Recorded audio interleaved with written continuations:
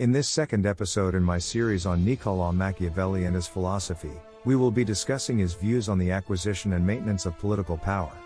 Most of these ideas were stated in his famous treatise on realist politics, The Prince. His views, while controversial and sometimes morally ambiguous, have profoundly influenced political thought for centuries. So, how did Machiavelli suggest that a wannabe prince acquire political power? He believed that there are two ways to acquire political power, through virtue or fortune. We will start with virtue, which he considered to be a combination of skill, intelligence, and cunning. A prince who possesses virtue would be able to seize power and rule effectively. In contrast to the prevailing ideals of his time, Machiavelli rejected the notion of a morally virtuous ruler, meaning one that strictly followed the teachings of the Catholic Church. Instead, he advocated for a pragmatic approach that emphasized the realities of human nature and the political landscape. According to Machiavelli, a ruler's primary virtue should be the acquisition and maintenance of their power along with the preservation of the state they ruled. This, he argued, could be achieved through a combination of deception, force and even cruelty. In the pursuit of power, an aspiring ruler must be willing to employ any means necessary, even immoral or unethical means, to acquire and hold on to it. In his view, a potential prince should strive to cultivate these virtues of power by studying history, especially the history of the Roman Republic, along with observing the actions of successful leaders in their own time. In this way, one can learn what methods of power have worked and not worked. Another aspect of virtue, as he saw it, was developing a keen understanding of human nature. A successful ruler must have a deep understanding of human nature, including its capacity for both virtue and vice, in order to effectively manipulate and control their subjects, and, perhaps more importantly, their political allies and enemies. What about acquiring power through fortune, meaning luck or chance? Sometimes there is a ruler who is lucky enough to acquire power without having to resort to force or deceit. Basically, one could simply be born into the right family with the right political connections.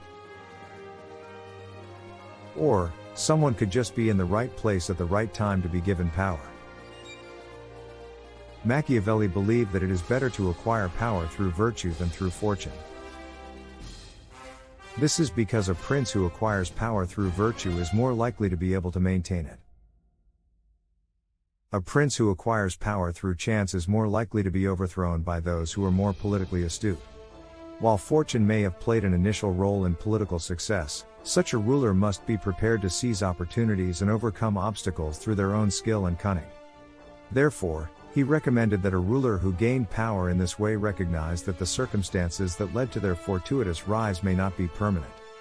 Such a leader must be adaptable and willing to adjust their strategies and tactics to suit the changing political landscape. While fortune may have initially granted them power, it is virtue that will allow them to maintain and expand their influence. Therefore, they must develop skills such as deception and manipulation. They must also learn how to appear as if they possess these virtues even when they weren't fully developed. Machiavelli further recommends that the lucky ruler strive to develop powerful alliances with political and business leaders. He also cautions that one should always be vigilant and prepared for the actions of rivals and potential adversaries. Now, what does Machiavelli suggest a prince should do to maintain their power once they have acquired it? He recognized the challenges of maintaining power once acquired.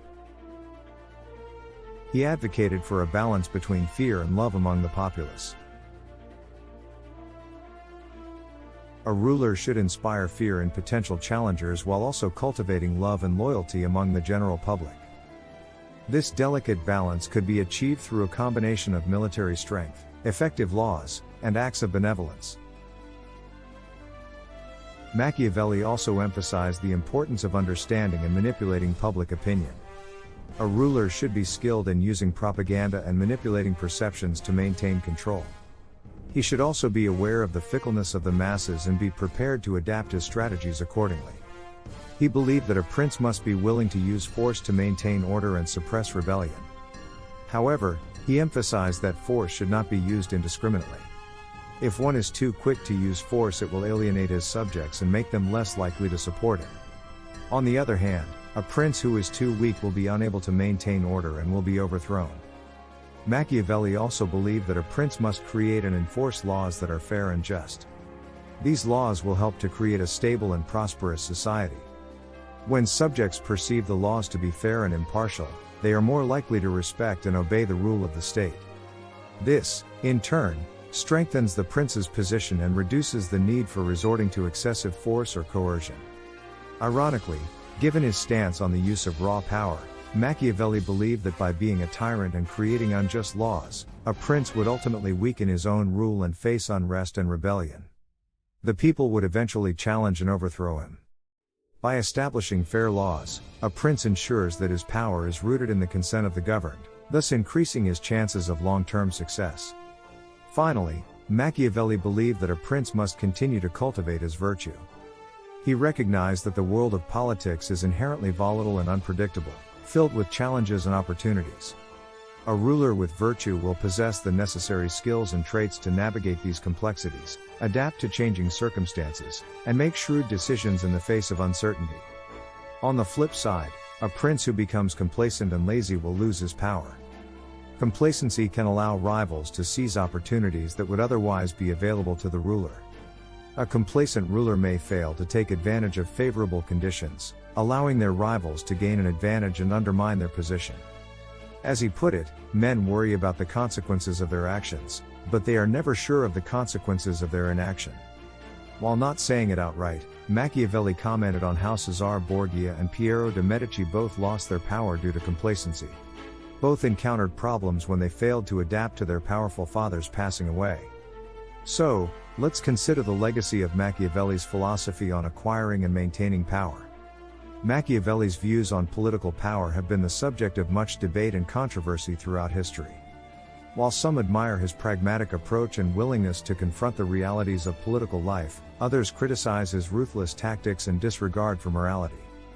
Some in politics have even criticized the ideas in public while quietly implementing his ideas behind the scenes. Despite the controversy surrounding his ideas, Machiavelli's influence on political thought is undeniable. His emphasis on practicality, effectiveness, and the ability to adapt to changing circumstances remains relevant in today's political landscape. His writings serve as a reminder that power is a complex and often ruthless game, and that those who seek to acquire and maintain it must be willing to make difficult choices. Have you noticed any politicians today practicing the methods he suggests? Likewise, have you noticed politicians making mistakes, such as complacency, that Machiavelli mentioned? I know I could name some of both. Let me know what you think in the comments. In my next episode on Machiavelli, I'll be discussing Machiavelli's advice to princes on dealing with their subjects. So, subscribe so that you don't miss any episodes in this series. Thanks for watching. Please give me a like if you enjoyed this video and please comment to let me know your thoughts on it. Also, check out our other videos about other philosophical topics.